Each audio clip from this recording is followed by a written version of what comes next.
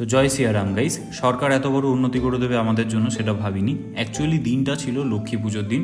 তো সকালবেলা মোটামুটি বাজার করতে বেরিয়েছিলাম, দেন নিউ ব্যারাকপুরে পোস্ট অফিসে চলে গেলাম, দেন ওখান থেকে সমস্ত কাজ টাজ সেরে সোজা বাড়ি, আর বিকালবেলা বেরিয়ে পড়লাম বিভিন্ন বাড়িতে প্রসাদ খেতে। আর এইটা ছিল আলটিমেট প্রসাদ। দেন নেক্সট দিন বেরিয়ে পড়লাম সাইকেলটা নিয়ে, কারণ বাইকে তেল ভরার টাকা অলমোস্ট শেষ। আর এদিকে নিউ ব্যারাকপুরে পৌঁছে দেখি রাস্তার অবস্থা এই, কিন্তু ফুটপাথ একদম ঝা চকচকে, মানে বর্ষা হলে পুরো রাস্তায় জলটা জমে থাকবে ভালো মতোই।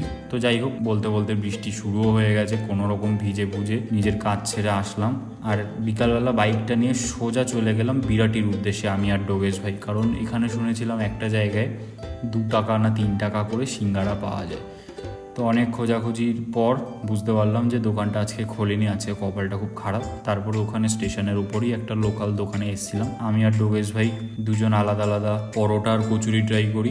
আমার তো হেভি লেগেছে স্পেশালি তরকারিটা। দেন ডোগেশ ভাই এগরোল খাওয়ালো। আর বাড়ি ফেরার পথে দেখলাম ডোগেশ ভাইয়ের বাড়ির সামনে এই গোলুমুলু মোটু বিড়ালটা ছিল, একটু চটকালাম ভালো মতো, বেশ কিউট ছিল, সফট একটা কাইন্ড অফ।